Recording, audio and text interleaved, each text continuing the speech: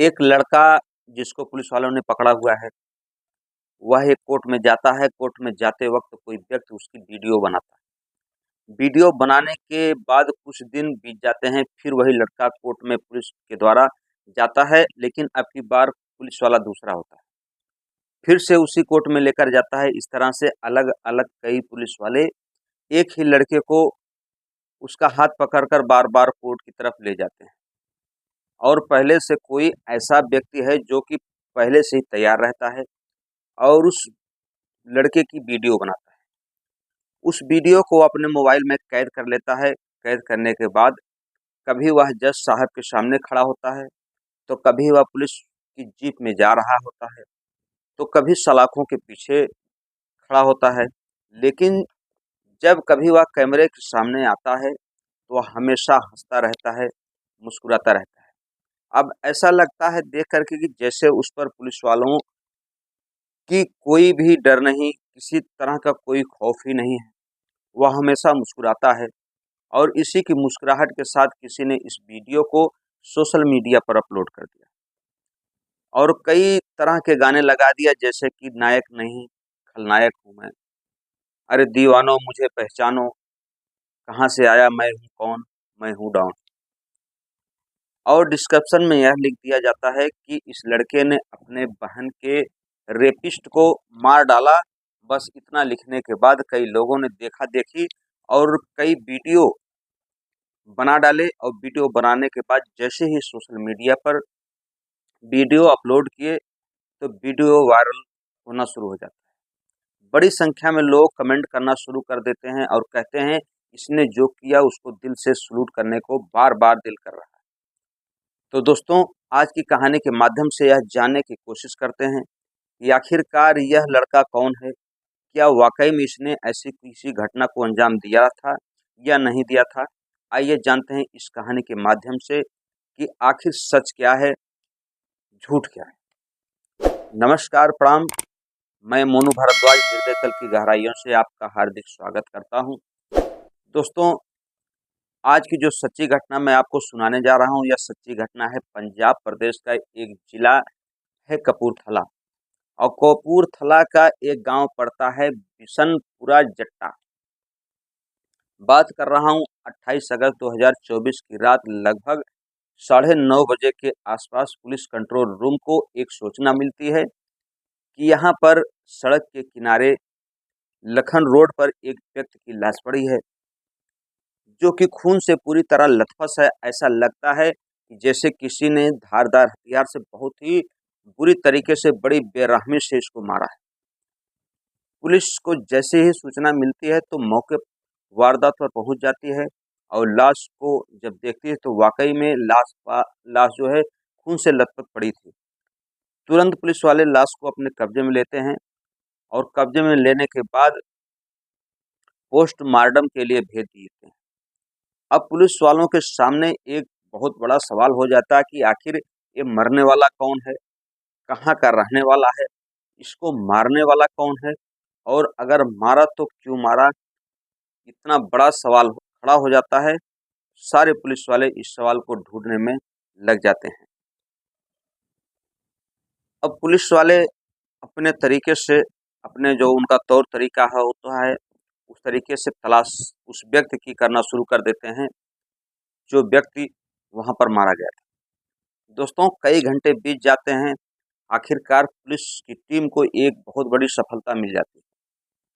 मरने वाला जो व्यक्ति होता है वह मेहनत मजदूरी करने वाला होता है, यानी कि कहने का तात्पर्य वह मजदूर होता है, जिसकी उम्र लगभग 50 साल के आसपास होती है, जो कि बिशनपुर जट्टा इलाके का रहने वाला होता है, जिसका नाम ओमकार सिंह उर्फ काकी होता है। जैसे ही पुलिस इस शव की शिनाख्त करती है तो इसकी सूचना परिवार वालों को दी जाती है। सूचना पाकर परिवार वाले मौके पर पहुंच जाते हैं और जोर-जोर से दहाड़े मार-मार करके रोने लगते हैं। उन लोगों का रो-रो कर बुरा हाल हो जाता है। इसी बीच उसका लड़का पहुंचता है। लड़का पहुंचने के बाद आकर एक ऐसी कहानी बताता है कि जिसे सुनने के बाद लोग गुस्सा भी होते हैं, तो कभी-कभी कहते हैं कि इसको जब कानून की सज़ा मिल चुकी थी, तो इसको इतनी बड़ी सजा नहीं मिलनी चाहिए। आखिर उस लड़के के द्वारा जो कहा गया था वह कौन था, उसने क्या घटना की थी। दोस्तों, जब पुलिस प्रशासन के लोग उससे पूछते हैं कि आखिर इस घटना के पीछे किसका हाथ है, तो वह बताता है कि सर, एक लड़का है जिसका नाम है आकाशदीप दीप उर्फ सोना, और दूसरे लड़के का नाम है लवप्रीत। पुलिस अब इनके तलाश में जुट जाती है। दरअसल 2015 में एक घटना घटती है।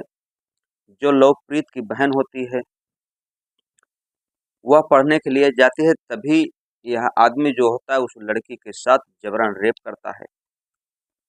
जब रेप की घटना को ये वारदात कर चुका होता है, तभी उस लड़की की जो तबीयत होती है बहुत खराब हो जाती है, यानी कि जो रेप हुआ था बहुत ही भयानक तरीके से हुआ था। जब लड़की की तबीयत बहुत ज़्यादा खराब हो जाती है तो लड़की अंततः मर जाती है। लड़की की मरने के बाद उसके पिता इस सदमे को बर्दाश्त नहीं कर पाते और उसके पिता भी लड़की के मर जाते हैं। उस समय जो लवप्रीत था काफ़ी कम उम्र का था और गुस्सा भरपूर था, क्योंकि जिस परिवार में उसकी बहन के साथ रेप हो और उस बहन भी मर जाए, उस सदमे में उसका पिता भी मर जाए, तो स्वाभाविक है कि गुस्सा आना तय है। पुलिस वाले उस ओमकार काकी को गिरफ्तार करते हैं और जेल भेज देते हैं। जेल भेजने के बाद तभी कोरोना काल आ जाता है। कोरोना काल लगने के बाद उस जो काकी होता है ओमकार सिंह, उसकी सज़ा कुछ माफ़ी योग्य हो जाती है और उसको बेल मिल जाती है। जैसे ही बेल मिलती है, तब ये जो लवप्रीत होता है जब जान जाता है कि उसकी बहन का, उसके बाप का कातिल जेल से छूट करके आज़ाद घूम रहा है, तो दोस्तों बदले की भावना अंदर जाग जाती है। और एक दिन ऐसा आता है कि वह मौका पाकर उस ओमकार सिंह की निर्मम हत्या कर देता है। निर्मम हत्या करने के बाद जैसे ही पुलिस के लोग उस लवप्रीत को अपने हिरासत में लेते हैं, तो वह बताता है पूरी अपना जो कि जुर्म कबूल कर लेता है और अपने दोस्त की सहायता से उस घटना को अंजाम देता है। दोस्तों, कभी-कभी ये कहा जाता है कि जो भी उसने किया बहुत अच्छा किया, लेकिन अगर इस तरीके से बदले की भावना लोगों के अंदर जागती रहेगी तो कानून नाम का कोई डर नहीं, कोई चीज़ नहीं होगी। दोस्तों, अब उसको पुलिस के द्वारा जो विधिक कार्रवाई होती है, करने के बाद लवप्रीत को जेल भेज दिया जाता है। आप अपनी राय कमेंट बॉक्स में लिखें, क्या उस लड़के ने इस घटना को अंजाम दे करके सही किया या गलत किया? ये आप अपनी राय अवश्य कमेंट बॉक्स में लिखें।